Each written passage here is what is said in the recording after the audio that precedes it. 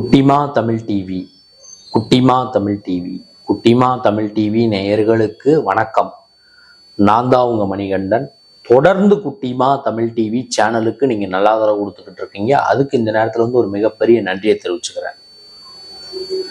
இன்னைக்கு குட்டிமா தமிழ் டிவி சேனல்ல பார்க்க போற படம், திரை விமர்சனத்துல பார்க்க போற படம் கட்ஸ். இது பார்த்தீங்கன்னா ஒரு தமிழ் திரைப்படம். தமிழ் திரைப்படத்திற்கு இங்கிலீஷில் டைட்டில் வச்ச தயாரிப்பாளர், இயக்குனர் அவர்களுக்கு இந்த நேரத்தில் குட்டிமா தமிழ் டிவி சார்பாக நான் எதிர்ப்புகளை தெரிவிச்சுக்கிறேன். தமிழ் திரைப்படம் எடுக்கக்கூடிய தயாரிப்பாளர்கள், இயக்குனர்கள், தமிழ் படத்துல நடிக்கக்கூடிய நடிகர்கள், கதாநாயகன் கதாநாயகியெல்லாம் தமிழ்ல தலைப்பு வைங்க அப்படிங்கிற மாதிரி தான் நான் சொல்லிக்கிட்டு இருக்கேன். அந்தந்த லாங்குவேஜில் படம் எடுக்கும்போது அந்தந்த லாங்குவேஜ் சம்மந்தப்பட்ட ஒரு வார்த்தையை டைட்டிலாக வைங்க. ஏன்னா அதுதான் நல்லா இருக்குங்கிறது என்னுடைய கருத்து. இன்னைக்கு பார்த்தீங்கன்னா ஓடிடிக்காக காமனான ஒரு டைட்டில், இங்கிலீஷ் டைட்டில் தான் வைக்கிறாங்க. 100 படம் வந்ததுன்னா 99 படத்துக்கு இங்கிலீஷ் டைட்டில் தான் வைக்கிறாங்க. அந்த மாதிரி இயக்குனர் வச்சுட்டாருன்னு நினைக்கிறேன். இந்த படத்தோட திரை விமர்சனத்துக்கு போகிறதுக்கு முன்னாடி குட்டிமா தமிழ் டிவி இந்த சேனலை சப்ஸ்கிரைப் பண்ணாதவங்களா இருந்தால் ஒரு தடவை பண்ணுங்க.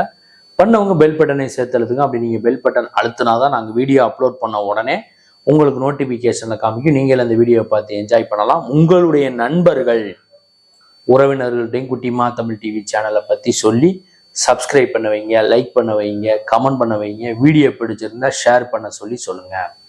இப்போ திரை விமர்சனத்துக்கு போகலாம். படத்தோட டைட்டில் ஏற்கனவே சொல்லியாச்சு, கட்ஸ். ரங்கராஜ் புதுமுக கதாநாயகன். இவர் தான் இந்த படத்துக்கு கதை, திரைக்கதை, வசனம், இயக்கம், தயாரிப்பு. இவர் தான் கதாநாயகனாகவும் நடிச்சிருக்காரு. ரங்கராஜ், ஸ்ருதி நாராயணன், சாய் தீனா மற்றும் பல முன்னணி நட்சத்திரங்கள் இந்த படத்துல நடிச்சிருக்காங்க. இந்த படத்தோட கதை எப்படி ஆரம்பிக்குதுன்னு கேட்டீங்கன்னா, சென்னைக்கு பக்கத்துல 1985 ஆட்டோல ஒருத்தர் வராரு, ரங்கராஜ் வராரு. வரும்போது பாத்தீங்கன்னா அவருடைய மனைவி கர்ப்பமா இருக்காங்க. ஸ்ருதி நாராயணன் கர்ப்பமா இருக்காங்க, நிறை மாத கர்ப்பிணி. லைட்டா மழை வர சூழல் இருக்கு. அப்படி வரும்போது வண்டி லைட்டா பிரேக் டவுன் ஆகி ஒரு இடத்துல நிக்குது ஆட்டோ. வந்தா ஒரு சில ரவுடிகள்லாம் சேர்ந்து இவரை அட்டாக் பண்றாங்க. அட்டாக் தாங்க முடியாம ஒரு இடத்துல அவங்களே அடிச்சுட்டா கூட இவரை பின்னாடியில இருந்து ஒருத்தன் குத்திடுறான். அவன் யாருன்னு தெரியல, குத்திடுறான். குத்தினோடனே இவர் என்ன பண்ணிடுறாரு, அப்படின்னு மனைவியை ஆட்டோவில் தூக்கி போட்டு கொண்டு போய் பிரசவம் பார்க்கறதுக்காக ஒரு ஆயா கிட்ட கொண்டு போறாரு. அவங்களும் பிரசவம்லாம் பார்த்துடுறாங்க. பார்த்தா இவருக்கு ஆம்பளை பிள்ளை பிறந்துருது. பிறந்தா இவர் இறந்துட்டாரு. அந்த அப்ப மழை வந்துடுது, மழை பெய்யுது. இறந்துட்டாரு. இறந்த உடனே சில வருடங்களுக்கு, கொஞ்சம் ஒரு 4-5 வருஷம் கழிச்சு அந்த பையனுக்கு ஒரு 4-5 வயசு ஆயிடுது. அவங்க என்ன பண்றாங்க, மீன் வியாபாரம் பண்றாங்க. சென்னையில ஒரு பகுதியில் மீன் வியாபாரம் பண்ணும்போது அங்க போலீஸ்காரன் மாமூல் கேட்கறான். சில ரவுடியெல்லாம் மாமூல் கேட்கும்போது அவங்க கொடுக்க முடியாதுன்னு சொல்லிட்டு போலீஸ்காரன் அந்த ஸ்ருதி நாராயணன் அந்த கதாநாயகி அவமானப்படுத்தினோடனே அவங்க போய் அவனை கொன்னுடுறாங்க. கொன்னுட்டு வந்துடுறாங்க. அவங்களையும் கொலை பண்ணிடுறாங்க. இப்படி ஒரு சூழல் வந்தோடனே பையன் தனிச்சுதான் வளர்றாப்புல. வளர்ந்து அவரு கதாநாயகன் ஆயிடுறாரு, போலீஸ் ஆயிடுறாரு. அவர் பாத்தீங்கன்னா இதே முகம்தான். அதாவது ரங்கராஜ் தான் இன்னொரு கேரக்டர்.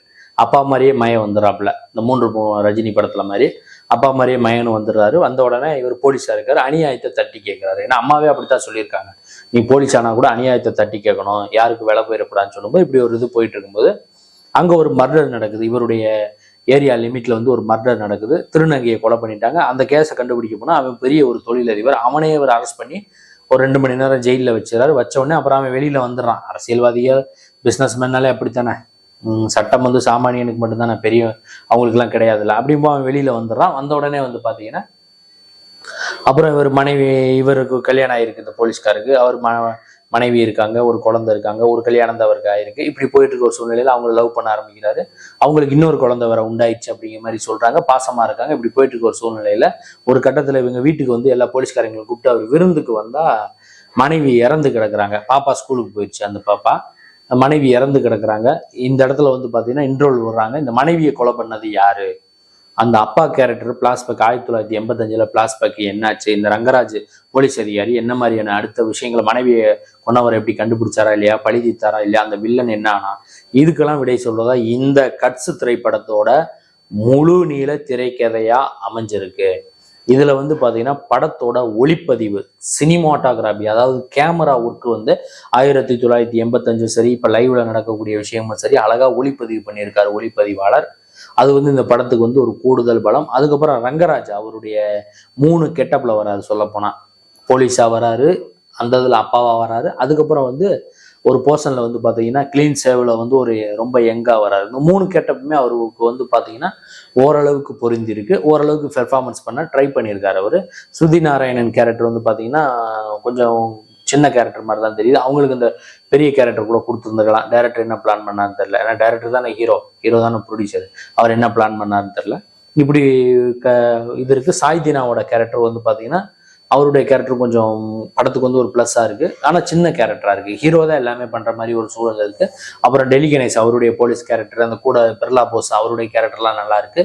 நடிச்சவங்க எல்லாருமே அவங்கவுங்க கேரக்டர் அழகா பண்ணியிருக்கிறாங்க. படத்தோட கதை வந்து பாத்தீங்கன்னா நல்ல கதை. அதாவது இந்த மாதிரி வந்து அநியாயத்தை தட்டி கேட்கணும். அந்த திருநங்க ஃபர்ஸ்ட் ஸ்டாப்ல இறந்துடுறாங்கல்ல, முதல் ஒரு போலீஸ் ஆனவன 2வது சீன் இறந்துறாங்களா, அவங்கள அந்த இன்வெஸ்டிகேஷனை கொஞ்சம் விரிவுபடுத்தி கொலை குற்றவாளி இது கண்டுபிடிக்கிறது வந்து பெருசா பண்ணியிருந்தாங்கன்னா இது பெரிய அளவுல ஒரு போர் அடிக்காம பெரிய அளவுல போகக்கூடிய ஒரு வாய்ப்பு இருந்திருக்கும். சின்ன சின்னதா அங்கங்கே டைரக்டர் என்ன பண்ணிட்டாருன்னா ஒரு விஷயத்தை தொட்டுட்டு விட்டுடுறாரு. அதுதான் வந்து படத்தோட மைனஸா இருக்கு. ஃபர்ஸ்ட் ஹாப்பும் லைட்டா போர் அடிக்கிற மாதிரி தான் இருக்கு. செகண்ட் ஹாப்பும் கொஞ்சம் லைட்டா போர் அடிக்கிற மாதிரி தான் இருக்கு.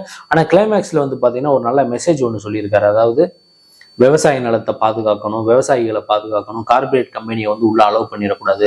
அந்த மாதிரியான ஒரு நல்ல மெசேஜ் வச்சிருக்காரு புதுமுக இயக்குனர் ரங்கராஜ். அதுக்காக அவரை வந்து நம்ம வந்து பாராட்டணும். படத்தோட பாடல்கள் வந்து நல்லா இருக்கு. பின்னணி இசையும் ஓரளவுக்கு நல்லா இருக்கு. படத்தோட பாடல்களுக்காகவும் இந்த ஸ்ருதி நாராயணன், ரங்கராஜ் இவங்களுடைய கேரக்டருக்காகவே இந்த படத்தை வந்து நம்ம வந்து பக்கத்துல இருக்க ஒரு ஏசி தியேட்டர்ல போய் ஒரு தடவை பார்க்கலாம். நான் பண்ண இந்த ரிவ்யூ கட்ஸ் படத்தோட திரை விமர்சனம். இந்த வீடியோ உங்களுக்கு பிடிச்சிருந்தா லைக் பண்ணுங்க, கமெண்ட் பண்ணுங்க, ஷேர் பண்ணுங்க. மறக்காம மறுபடியும் சொல்லிக்கிறேன், குட்டிமா தமிழ் டிவி இந்த சேனலை சப்ஸ்கிரைப் பண்ணாதவங்களா இருந்தால் ஒரு தடவை பண்ணுங்க. பண்ணவங்க பெல் பட்டனை சேர்த்து அழுத்துங்க. அப்படி நீங்கள் பெல் பட்டன் அழுத்தினா தான் நாங்கள் வீடியோ அப்லோட் பண்ண உடனே உங்களுக்கு நோட்டிஃபிகேஷன் வரும். நீங்கள் அந்த வீடியோ பார்த்து என்ஜாய் பண்ணலாம். உங்களுடைய நண்பர்கள் உறவினர்கிட்டையும் குட்டிமா தமிழ் டிவி சேனலை பற்றி சொல்லி சப்ஸ்கிரைப் பண்ண வைங்க, லைக் பண்ண வைங்க, கமெண்ட் பண்ண வைங்க. வீடியோ பிடிச்சிருந்தா ஷேர் பண்ண சொல்லுங்க. குட்டிமா தமிழ் டிவி சேனலை பார்த்து ரசிச்சுக்கிட்டு இருக்க நேயர்களுக்கும் ரசிகர்களுக்கும் பொதுமக்களுக்கும் நெஞ்சார்ந்த நன்றிகள்.